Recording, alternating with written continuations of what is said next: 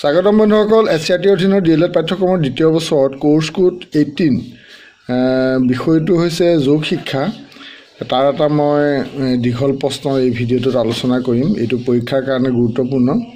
আপোনালোকে ভিডিঅ'টো শেষলৈকে চাব আৰু স্ক্ৰীনৰ কথাখিনি যদি দেখাত কিবা অস্পষ্ট পায় তেতিয়াহ'লে এটা কাম কৰিব, ইয়াৰ কোৱালিটিটো চেঞ্জ কৰি ল'ব, অৰ্থাৎ ৰিজলিউশ্যনটো হাই কৰি ল'ব। আৰু কেনেকৈ কৰে মই এই ভিডিঅ'ৰ ডেছক্ৰিপশ্যনত এটা লিংক দি থৈছোঁ। ইতিপূৰ্বে মোৰ এই চেনেলতে আপলোড কৰা এটা ভিডিঅ' ইউটিউবৰ ভিডিঅ' হাই কোৱালিটিত কেনেকৈ চাই আপোনালোকে চাই ল'ব পাৰিব। আৰু তেতিয়া আপোনালোকে ভিডিঅ'ৰ কথাখিনি এই স্ক্ৰীনত দেখিবলৈ বেছি সুবিধা হ'ব, স্পষ্টকৈ দেখিব। এতিয়া প্ৰশ্নটো হৈছে আসনৰ বিভাগসমূহ বৰ্ণনা কৰক।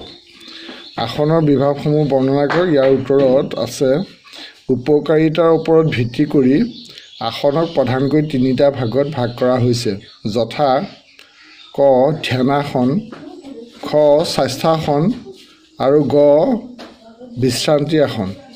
তলত এইবোৰৰ বিষয়ে চমুকৈ আলোচনা কৰা হ'ল। ক ধ্যানাসন, শৰীৰ আৰু মনক শান্ত আৰু সুস্থিৰ, বাক্যটো পুনৰ কৈছোঁ, শৰীৰ আৰু মনক শান্ত আৰু সুস্থিৰ কৰিবলৈ ধ্যানাসন কৰা হয়। ধ্যানাসন কৰিবৰ বাবে এনে ভংগীত বহি ল'ব লাগে যাতে শৰীৰৰ মেৰুদণ্ড, মূৰ আৰু ডিঙি পোন হৈ মজিয়াৰ লগত লম্বমান হয়। যিবিলাক আসনত এই বিশেষ অংগসমূহৰ প্ৰাধান্য থাকে সেই আসনসমূহকে ধ্যানাসন বুলি কোৱা হয়। পদ্মাসন, সিদ্ধাসন, বীৰাসন, স্বস্তিকাসন, সুখাসন আদি ধ্যানাসনৰ অন্তৰ্গত। পিছৰ আসনটো হৈছে বিশ্ৰান্তি আসন। খ বিশ্ৰান্তি আসন। বিশ্ৰান্তি আসনসমূহ স্বাস্থ্যাসনসমূহ কৰাৰ পিছত জিৰণি বা বিশ্ৰাম ল'বৰ বাবে কৰা হয়। এই আসনসমূহৰ অনুশীলনে শৰীৰটো শিথিল কৰি শৰীৰক বিশ্ৰাম দিয়ে। ই মনৰ চাপ নাইকিয়া কৰে। দুই প্ৰকাৰৰ বিশ্ৰামাসন হৈছে শৱাসন আৰু মকৰাসন। এই আসনসমূহত প্ৰধানকৈ শৱাসনত শ্বাস প্ৰশ্বাসৰ গতি, হৃদযন্ত্ৰৰ গতি আৰু বিপাকীয় কাৰ্য মন্থৰ হয়। মগজুৰ ঢৌৰ বাৰম্বাৰতা হ্ৰাস পায়, ফলত শৰীৰত শক্তি সঞ্চয় হয়। এতিয়া ৩ নম্বৰটো আসনলৈ আগবাঢ়িছোঁ। ৩ নম্বৰ আসনটো হৈছে স্বাস্থ্যাসন। ধ্যান আৰু বিশ্ৰান্তি আসনৰ বাহিৰে থকা সকলো আসনকে স্বাস্থ্যাসন বুলি কোৱা হয়। স্বাস্থ্যাসনে মনতকৈ শৰীৰৰ ওপৰত অধিক ক্ৰিয়া কৰে। এই আসনবোৰ বিভিন্ন ধৰণৰ হয়।